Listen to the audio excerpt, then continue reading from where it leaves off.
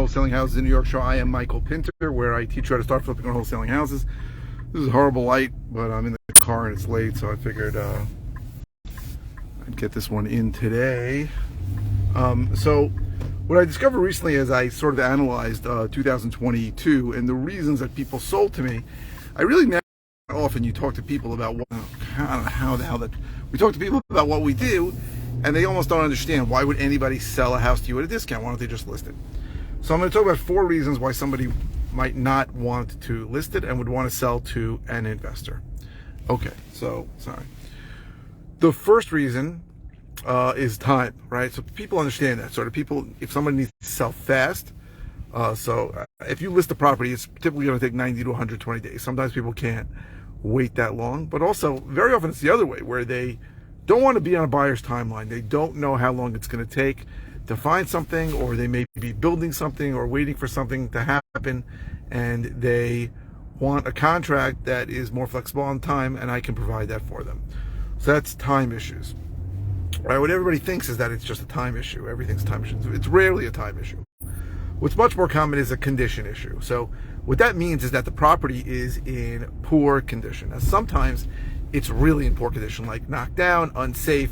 The local municipality red tagged it, put a red X with a red square with a white X through it. It doesn't want anybody to come in. Now, sometimes it's just the property is disgusting. So I bought houses that are terrible, right? Hoarder houses. I bought houses with tons of cat feces. I bought houses with dog feces. I bought houses with human feces. It's pretty gross. Human feces smells the worst, by the way. Unfortunately, I've been into enough houses with cat and dog issues. I can tell the difference between cat urine smell and dog urine smell. And what happens a lot with people is that the house just goes into terrible disrepair. Sometimes it's a pride issue, and people do not want people coming through, and they really don't want to hear the words, how does anybody live here? And it's just a mental thing. They don't want it. They don't want people coming in and saying this is gross. Sometimes people have misconception about the condition of the property, and they think that the house is terrible, and I tell them the house is not so bad, and you can probably list it and get more money, right? I do take listings, and I try to get them to list it with me. Doesn't always work, but sometimes I tell people that and they list it with somebody else, and that's fine. I try to do what's in the seller's best interest. Now, sometimes it's just a horrible condition where no one can get a mortgage, right?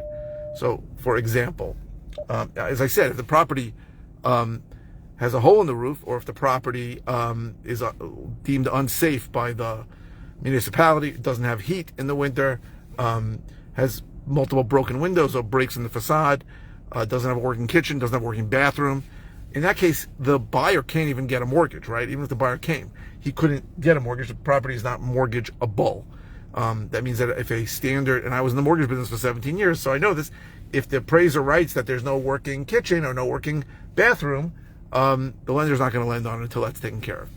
And sometimes it's an issue, it's just that the house is old, in disrepair, and the seller believes that the buyer is going to ask them to make repairs that they either don't want to make or that they can't afford to make. That happens a lot too. So I don't like this at all. What's going on here?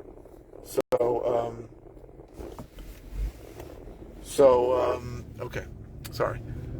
So that's time issues and condition issues. The other issues that come up, and the third one is, I want to do that, tenant issues. So I think it's more unique to New York because of how long it takes to evict people here.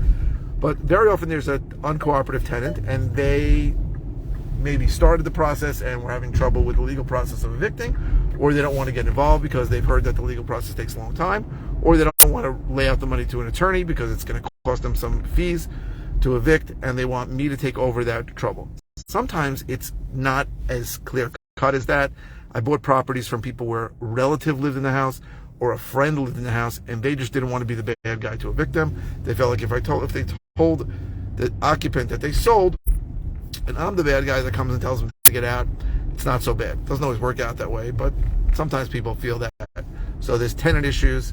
Again, that's not common in some states. In some states, it's very easy to evict a tenant that doesn't pay. In New York, it's very tough. With the pandemic and the moratorium, it's taking forever now.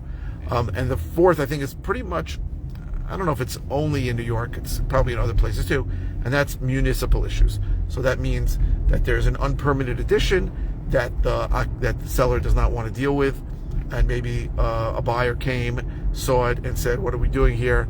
And they just didn't want to deal with that. I bought houses like that. I bought houses that had open building permits, because that is a title issue that the buyer can walk away from, and they don't want to close the open permit. Sometimes it's very complicated, or there's open violation issues. It's also very common, and they don't want to cure those violations. That's very common too.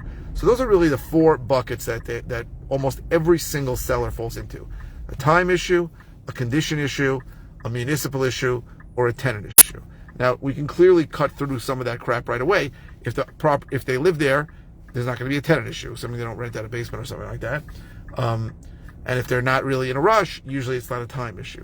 But we have to dig deeper for the condition issue, and we have to dig deeper sometimes for municipal issues. And very often they don't share the municipal issue. So these are the kinds of things that we have to get to, get a little bit below the surface with the seller to find out. Now, all of these things add up to basic pain of keeping the house, right? The seller does not want to keep the house. Seller wants to move. Seller wants to be somewhere else. And these things are preventing them from listing. And we have to find out if they have a problem that we can solve. And the truth is that if they don't have a problem that we can solve, we're not going to buy the house. That's just a fact. And people are always scared to disqualify prospects, but the truth is that's really most of what we do, is disqualify prospects. It's foolish to think that most of our prospects are going to sell to us. Most of them are not, and we don't want to waste time on people that are not going to sell to us, and we never can convince somebody to sell. One of the first things we ask is, were you even thinking of selling? If someone says they're not thinking of selling, it's pretty much a dead call or lead right away, because we're never going to convince somebody to sell. Sometimes we call people, or they'll call from a mailer, and I'll say, we're thinking of selling, or someone on our team will say, you're thinking of selling, and they'll say something, well, for the right price, I'll sell. That usually means to me they're not thinking of selling, right? Yeah, of course anybody will sell for the right price. I mean, Jeff Bezos will sell his property in Beverly Hills if I gave him $12 billion for it. But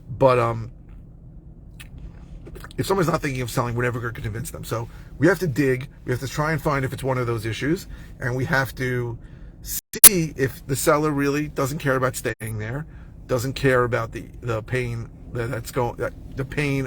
doesn't care about the situation of staying. And if he does care, then we have to see if we can come up with a price that is worth it for the seller to sell and sell to us. That's basically the gist of it. It's not brain surgery, right? And we're not predatory. We don't take advantage of it. Those are the reasons. Those are the reasons why someone can't list and why someone might want to sell to an investor. If there are other reasons, I really can't think of any. I really did a deep dive into 2002, and pretty much everyone fell into one of those categories. Sometimes they're not 100% honest right away, and we find out later. But that's the basic gist of what I do and why sellers sell property to me at a discount. So I hope this was helpful. If you're interested in all the ways I can help you, go to howtoflipnewyork.com or howtoflipandwholesale.com. If you're watching on YouTube, please subscribe. If you're watching on any media channel, please give a thumbs up. Likes really help me. And please keep the comments coming. I post 5 times a week. I almost never know what the hell I'm going to talk about. Today I certainly did. Your questions give me food for thought for other videos, and also they let me answer the questions, which is the point of the whole channel, is to help answer your questions, to help you. So please keep the questions coming. You do not have to ask a question about the video you're watching. You can ask a question about anything. Doesn't matter. I try to get them as soon as I can. Sometimes they're complicated. Sometimes I really have to think about what to say. But if it's a simple answer, I'll just reply with an answer. If it's something I've covered recently, then I will just send you a link to a video. And if it's something I haven't covered in a while or I've never covered before, I will do a brand new video on it. So thank you very, very much for watching.